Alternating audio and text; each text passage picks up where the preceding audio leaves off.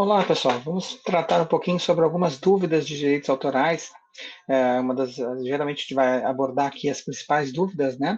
Eu vou colocar para vocês, então, uma dúvida bastante comum para a área de comunicação, tá? Que são relacionadas à questão das matérias jornalísticas. Reutilização de matérias jornalísticas, quando se permite? Bom, inicialmente é importante destacar que as obras jornalísticas são protegidas pelos direitos autorais.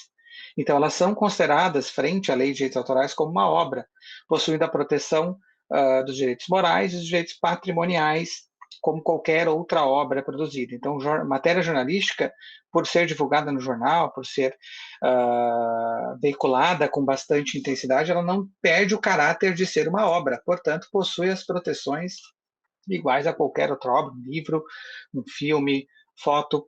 Então, dessa forma, é importante estabelecer esse primeiro conceito. É uma obra protegida, direito de autor para os jornalistas. Perfeito. Mas como fica a questão de reprodução? Eu posso reutilizar uma obra jornalística? Eu posso reproduzi-la com um caráter informativo? A resposta ela está bastante está bastante atrelada ao uso que você vai dar desta matéria. O artigo 46 da Lei de Direitos Autorais permite, de certa forma, que se reproduza na imprensa diária, na imprensa diária e periódica, notícias produzidas em outros meios. Porém, nós temos que ter aí alguns cuidados, tá? Especialmente para essas reproduções não podem ter um caráter comercial, ou seja, reproduzir matérias de outros locais para exploração comercial, isso não é permitido, e tem que ter um caráter assim, bastante focado na informação, um caráter informativo, ou seja, no caso da UFMA, que nossas questões são voltadas para uma instituição pública, nós temos que atrelar essas informações que replicamos de outras matérias em nosso site, nosso portal de comunicação, a um caráter informativo de interesse da instituição.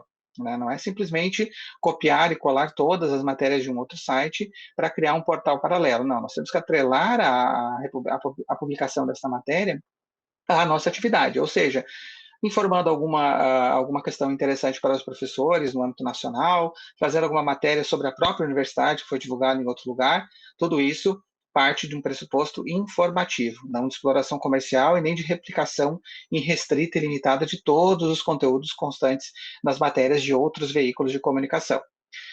Um outro ponto interessante é que a gente não deve replicar o site inteiro, tá? Não deve replicar a matéria inteira ou simplesmente dar um print screen no site de outro lugar lá que traga uma matéria, justamente porque existem outros direitos envolvidos. Nós temos as imagens que constam nessa matéria, por exemplo, podem constar que não têm os direitos automaticamente autorizados a serem reutilizados. Nós podemos ter charges, nós podemos ter gráficos que pertencem a que são consideradas obras também, mas não podemos replicá-las. A ideia aqui é reproduzir o texto lá, citando a fonte, sempre, citando o autor da matéria e colocando o link para que as pessoas acessem o local original. Isso também garante com que o portal que nós estamos replicando tenha um acesso para o conteúdo e muitas vezes isso monetiza lá no portal, né? É importante que tenha mais acessos para gerar um caráter lucrativo para o portal original. Então é importante esses cuidados, caráter informativo, não reproduzir o site inteiro, indicar a fonte, indicar o autor, colocar o link, e especialmente quanto a recursos fechados, ou seja, matérias que estão lá para assinantes, não republique. Matérias para assinantes são matérias que o próprio portal original estabeleceu um critério adicional e ele quer somente que os seus usuários pagantes, assinantes, tenham acesso. Você não pode sair replicando. Tenham todo o cuidado. Nesses casos, a gente pode citar, fazer um texto nosso, né, explicando que determinada situação foi relatada no portal tal, sem copiar e colar de lá, só um relato nosso explicando que houve uma matéria lá relacionada à UFO, relacionada a um professor, uma pesquisa, porém, colocando o link informando os usuários que lá o acesso é restrito e é limitado ao usuário. A gente não pode sair por uma senha que nós temos de assinante, sair captando recursos de lá, porque isso é daquele portal, não permite a reutilização. No caso de matérias abertas, aí a gente faz todo esse cuidado que eu falei inicialmente, de replicação, desde que estejamos atrelados sempre ao caráter informativo, sem fins lucrativos. Isso é bastante comum nas instituições públicas de ensino. A gente não está vendendo material, mas sim informando a nossa comunidade de um assunto importante que foi divulgado. Aí a gente está bem protegido aqui no inciso 1º, artigo A do artigo, no inciso 1º e a linha A do artigo 46 da Lei de Direitos Autorais. Fora isso, é violação. E nesse sentido, eu apresento para vocês também alguns casos, né, que já foram julgados tratando sobre esse assunto, o assunto de republicação de matérias, né? Nós temos uma decisão que envolveu a Folha de São Paulo e a Empresa Brasileira de Comunicações, a EBC, que eu vou espelhar aqui na nossa apresentação para vocês, onde a juíza considerou que houve violação. Por quê? Porque lá a EBC estava comercializando e replicando integralmente as matérias, não fazendo distinção nem daquelas que estavam para usuários e assinantes pagos.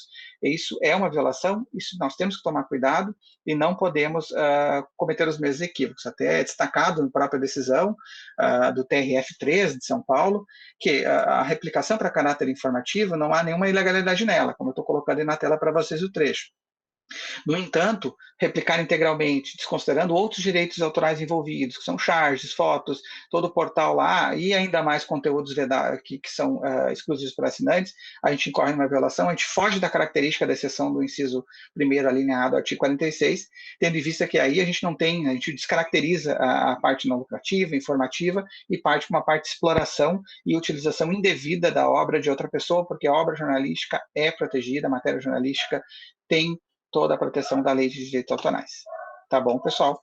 Espero ter esclarecido o assunto para vocês e agradeço a atenção de todos.